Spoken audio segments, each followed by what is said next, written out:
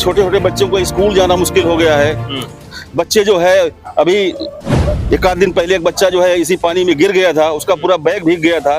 किसी तरह लोगों ने जो है राह चलते लोगों ने उसकी जान बचाई जो है।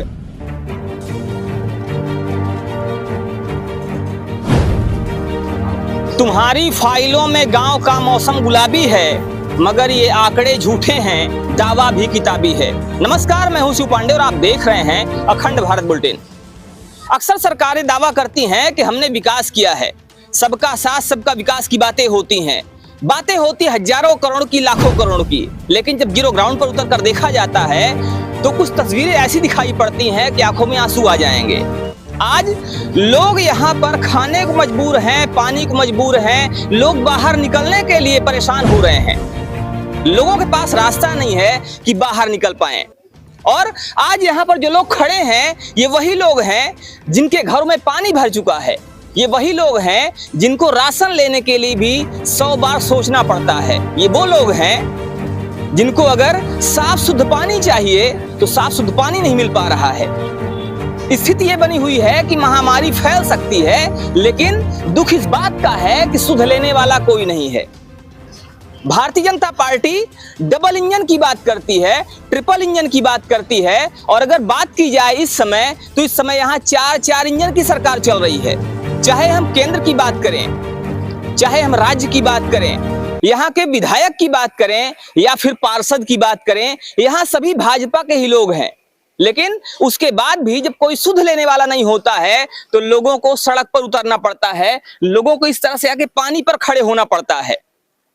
लोग मजबूर हैं, लेकिन कुछ कह नहीं पा रहे हैं, कुछ बोल नहीं पा रहे हैं। आइए समझते हैं इनसे आखिर क्या परेशानियां हैं और किन परेशानियों को लेकर यहाँ पर खड़े हुए हैं। क्या नाम है आपका? जी, मैं युवराज सिंह हूँ जी, और इसी गली में मेरा मकान है। पिछले 1 हफ्ते से मेरे घर में पानी भरा हुआ है। नगर निगम को भी मैंने फोन किया, लेकिन कोई सुनने वाला नहीं है। घर पर पानी नहीं मिल पा रहा है साफ सुथरा, उसके लिए हमको बाहर प्रयास करना पड़ रहा है। निकलना हो नहीं पा रहा। आपके सामने देखिए गाड़ियाँ जा रही, क्या स्थिति है। तो हमारा सरकार से, यहाँ के मेयर महोदय से आग्रह है, निवेदन है कि हम लोगों की समस्याओं का समाधान कराएं, जिससे बीमारी ना फैले और हम लोग अपना जीविकोपार्जन कर सकें। मेयर साहब कौन है इस समय यहाँ के? मेयर का नाम क्या है? अरुण कुमार चौहान नाम का कोई व्यक्ति है, उसका कोई पता ही नहीं। वो अरुण जी तो चौहान है। तो यहाँ पर लोगों का कहना है कि इनकी समस्याएं सुनी जाएं, इनकी समस्याओं को दूर किया जाए। आपका नाम क्या है? सागर पांडे मेरा नाम है। थोड़ा और आगे आ जाइए, सामने आ जाइए।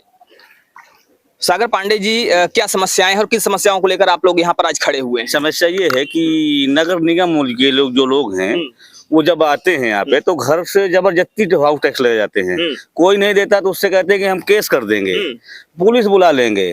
लोग डर बस दे देते हैं, जबरदस्ती हाउस टैक्स ले जाते हैं, घर के अंदर घुस के ले जाते हैं, खींचते हैं, पुलिस कानून का सहारा लेते हैं।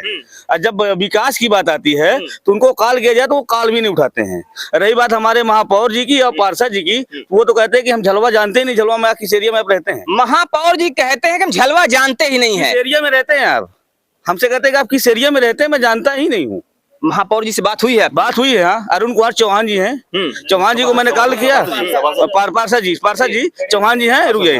पार्षद जी चौहान जी हैं। चौहान जी को मैंने कॉल किया तो मुझसे कह रहे हैं मैं लखनऊ जा रहा हूँ, आप अपनी समस्या का निवारण खुद कर लीजिए या तो प्राइवेट लाके पंचक्की लगवा लीजिए घरों में। तो पार्षद जी कहते हैं कि हम जानते ही नहीं है कि झलवा कहाँ पे है। पार्षद जी कहते हैं कि आप अपनी समस्याओं का समाधान खुद कर लीजिए। आखिर जब टैक्स दिया जाता है तो टैक्स देने का उद्देश्य क्या होता है? आखिर लोग टैक्स देते क्यों हैं? और वो लोग जो टैक्स लेने आते हैं वो किस हिसाब से, किस वजह से टैक्स लेने आते हैं? टैक्स लेने का उद्देश्य क्या होता है, ये उनको पता होना चाहिए। क्या कहेंगे आप, जो ये चीजें भी दिखाई दे रही हैं, जो सीन दिखाई दे रहा है इस समय, इसको लेकर क्या कहेंगे? इसको लेके सबसे बड़ी समस्या ये है कि अगर ये पानी 1 वीक से ज्यादा, अगर 1 सप्ताह से ज्यादा अगर यहाँ पर ये भरा रहता है, पहली बात सबसे बड़ी समस्या है कि सबके घरों में जो जंगली जीव जंतु हैं, यहाँ पर सबसे ज्यादा जो है, जब हम लोग आए तो यहाँ पर जो है बिच खोपड़ा सबसे ज्यादा निकलते थे। सांप का डर है, बिच्छू का डर है, छोटे छोटे बच्चे हैं, लोग सो नहीं पा रहे हैं अपने घरों में। जो है एक आदमी जो है चौकीदार बन के जो है पहरा देता रहता है कि बच्चे हमारे जो सुरक्षित रहें, कि कब कोई जीव जंतु अंदर चला आए। पानी की स्थिति ये है कि छोटे छोटे बच्चों को स्कूल जाना मुश्किल हो गया है। बच्चे जो है अभी एक आध दिन पहले एक बच्चा जो है इसी पानी में गिर गया था, उसका पूरा बैग भीग गया था। किसी तरह लोगों ने जो है, राह चलते लोगों ने उसकी जान बचाई जो है। और यहाँ का आलम यह है कि यहाँ के जो पार्षद जी हैं, शायद मैं उनको जानता भी नहीं हूँ, कुछ लोग गए भी थे तो इस मोहल्ले का नाम तक नहीं जानते हैं। और आज तक तो मैंने उनको देखा ही नहीं कभी इस गली में घूमते हुए, कि कभी वो आके यहाँ पर जो है यहाँ की समस्याओं का निराकरण हेतु समाधान सोचने की कोशिश की हो जो है। अगर पार्षद जी मान लीजिए नहीं जानते हैं तो यहाँ जो भी महापौर है, महापौर से मिला जाना चाहिए था, उनसे अगर बात रखते तो शायद समाधान होता। जी, कल महापौर जी का मैं एक सोशल मीडिया में वीडियो देख रहा था। वो केवल जो वीआईपी इलाके हैं, जैसे जाट टाउन है, ठीक है, बालसन चौराहा है, वहाँ एक नाला जाता है, वो नाला सीधे जाके संगम में प्रवाहित होता है, वहाँ फिल्टर करके पानी गिराया जाता है। उस नाले पर अपना वीडियो बना के डाल रहे थे। मैंने उसमें एक पोस्ट भी किया कि पार्षद जी, एक झलवा इलाका है जो नया बसाया गया है, यहाँ तमाम प्रकार की दिक्कतें हो रही हैं, यहाँ पानी निकासी की समस्या है। और नगर निगम की जो सर्वे किया गया था, बिना बताए जो सबके घरों में पर्ची फेंक दी गई। रोज नोटिस आ रही है कि आप लोग जो है टैक्स जमा करिए। मैंने जो है अभी तक का करंट ईयर तक का मैंने टैक्स जमा किया है, मगर मेरी गली में कोई सुविधा नाम की नहीं, यहाँ तक कि एक बिजली का खंभा तक नहीं है। ये तो जो समस्या ये जो अभी करंट में हुई है, ये बहुत बड़ी समस्या है पानी की जो है। अगर ये पानी ऐसे रुका रहा गया तो बहुत बड़ी महामारी का रूप ले लेगा जो है। अगर पानी रुका रह गया तो महामारी फैल सकती है। कारण यह है कि पानी निकलने की कोई व्यवस्था नहीं है, पानी जमा हुआ है, पानी ठहरा हुआ है, और ठहरा हुआ पानी कहीं ना कहीं मच्छर को जन्म देगा, बहुत सारी बीमारियां पैदा करेगा और लोग बीमार पड़ेंगे। कब से ये स्थिति देखी जा रही है? ये पिछले 4-5 दिन से देखी जा रही है ये स्थिति। 4-5 दिन से जल भराव है। यहाँ पे कोई प्रशासनिक मदद नहीं है, कोई जनप्रतिनिधि का कोई मदद नहीं है। पिछले कहते हैं कि मतलब स्मार्ट सिटी बन रही है, स्मार्ट सिटी ये है, देख लीजिए ग्राउंड में स्मार्ट सिटी का ये हाल है। यहाँ बात होती स्मार्ट सिटी की, बात होती है इस सिटी को टोक्यो जैसे बनाने की। प्रधानमंत्री जी भी कई बार नाम ले चुके हैं, कई बार ये कहा जा चुका है कि सड़कें टोक्यो जैसी हो जाएंगी। अभी हाल ही में महापौर जी ने भी इसका नाम लिया था। उन्होंने कहा कि इस समय अगर प्रयागराज की स्थिति देखी जाए तो काफी अच्छी है, प्रयागराज को कई पुरस्कार मिल चुके हैं, लेकिन उसके बावजूद अगर देखा जाए जीरो ग्राउंड पर तो ये स्थिति देखी जा रही है, जल जमाव है चारों तरफ, लोग घर से निकलने को मजबूर हैं। क्या नाम है आपका? शाश्वत ओझा। पढ़ाई वढ़ाई करते होंगे तो कैसे निकलना होता है? निकलने में बहुत मुश्किल है, यहाँ से निकलने का कोई सवाल ही नहीं रह गया है। जो भी है आपके सामने है, घुटने बराबर पानी भरा है। अगर स्कूल जाना है तो ड्रेस पहन के बच्चे स्कूल नहीं जा सकते हैं। तो फिर कैसे जाते होंगे? जब ड्रेस पहन जा नहीं सकते और घर से निकलने के बाद ड्रेस गीला हो जाता होगा तो क्या स्कूल जाते हैं? बंद कर दिए? स्कूल जाने का कोई सवाल ही नहीं है, पूरा पानी भर जा रहा है, ड्रेस में पानी भर जा रहा है, बच्चे लेके निकल रहे हैं, बैग गिर जा रहे हैं, बैग में पानी भर जा रहा है, साल भर की मेहनत बर्बाद हो रही, कॉपी किताब बर्बाद हो जा रहा है। सब बच्चों का भविष्य चौपट हो रहा है, लेकिन विकास के दावे किए जा रहे हैं, बड़ी बड़ी बातें की जा रही हैं और कहा जा रहा है कि देश विश्व के सबसे ऊपरी पायदान पर जा रहा है। अगर बात करें यहाँ क्षेत्र के विधायक कौन है यहाँ का? वो सिद्धार्थनाथ सिंह। सिद्धार्थनाथ सिंह जी आते हैं कभी इधर? अब यहाँ पानी भरा है तो यहाँ आएंगे कैसे? वो बस बड़े बड़े इलाकों में जहाँ बैठक होती है, मीटिंग में जाएंगे, भंडारे में चले जाएंगे, जहाँ उनका वोट बैंक रहेगा बस वहीं जाते हैं।